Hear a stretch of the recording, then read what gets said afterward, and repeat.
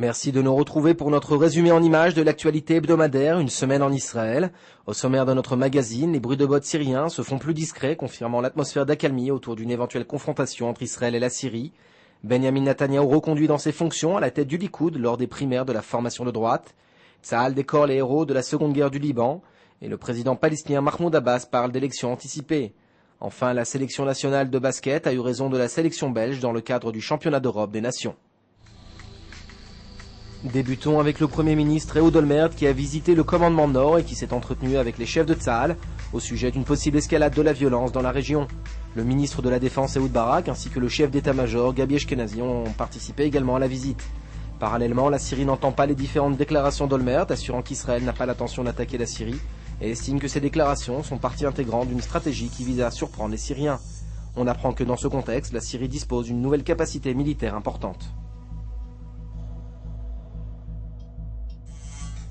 Défense toujours à la frontière libanaise, le chef du Hezbollah, Hassan Nasrallah, s'est exprimé à l'occasion de l'anniversaire de la guerre du Liban et a appelé les nations arabes, les musulmans et le peuple libanais à la résistance. Fin de citation. Dans ce discours retransmis sur écran géant à Beyrouth devant une foule en liesse, Nasrallah s'est adressé à Israël et aux États-Unis, promettant une grosse surprise qui changerait le cours de la guerre et la situation de la région s'il pensait encore attaquer le Liban. S'exprimant sur l'issue de la guerre de l'été dernier avec Israël, il a parlé de victoire divine. Ahmed Mahmoud Khatib, 29 ans, résident du village de Kfar Manda en Galilée occidentale, s'est emparé vendredi dans la vieille ville de Jérusalem de l'arme d'un responsable de la sécurité avant de le viser puis d'être abattu.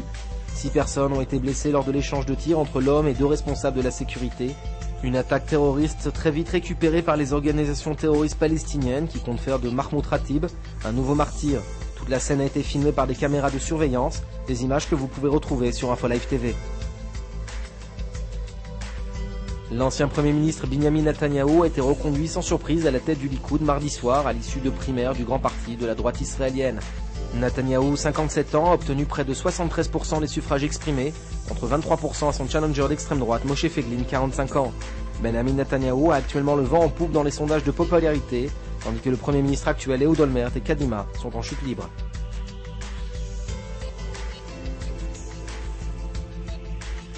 Les forces de Tsahal ont opéré cette semaine dans la région de Khan Younes, dans le sud de la bande de Gaza. Au moins 11 terroristes ont été tués durant ces activités. Les troupes israéliennes se sont opposées à des terroristes du Hamas, qui étaient équipés lourdement. Tsahal a déclaré que les méthodes du Hamas étaient proches de celles du Hamas. Les soldats israéliens ont également découvert cette semaine un souterrain dont l'objet est de procéder à des activités terroristes sur le sol israélien. C'est ce type de tunnel qui avait conduit à l'enlèvement de Gilad Shalit en juin 2006.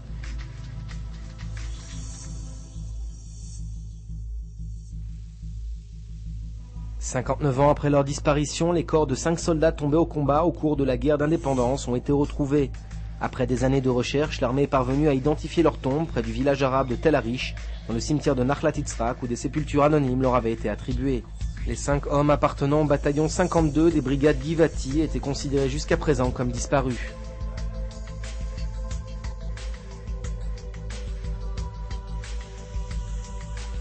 Les 110 000 soldats druzes qui servent dans l'armée israélienne ont été mis à l'honneur cette semaine par Tsahal. Pour la plupart combattants, les soldats druzes ont contribué de manière singulière à la défense d'Israël depuis 1948. Lors de la seconde guerre du Liban, les bataillons druzes se sont fait remarquer pour leur dextérité et leur courage. Une cérémonie en leur honneur s'est déroulée mardi dans la localité de Carmiel, cérémonie à laquelle ont participé de nombreux officiels politiques et militaires. Le président palestinien Mahmoud Abbas a promulgué mercredi une nouvelle loi électorale imposant à tout candidat de respecter le programme politique de l'OLP. Cette disposition législative exclurait de facto le Hamas de futurs scrutins. Selon le texte de loi, cette nouvelle législation impose à tout candidat de respecter la charte de l'OLP que rejettent les islamistes et de respecter les accords passés signés avec Israël et par conséquent de reconnaître l'existence même de l'État hébreu.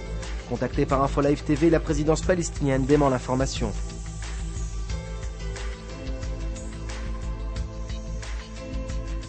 Enfin, une bonne nouvelle pour la sélection nationale de basket qui a eu raison de la sélection belge lors d'une rencontre qui s'est déroulée mercredi soir et qui comptait pour le championnat d'Europe des nations. Les Israéliens se sont séparés des Belges sur le score sans appel de 85 à 66, ce qui leur ouvre la voie vers la finale qui se tiendra à Madrid en Espagne à la fin du mois d'août.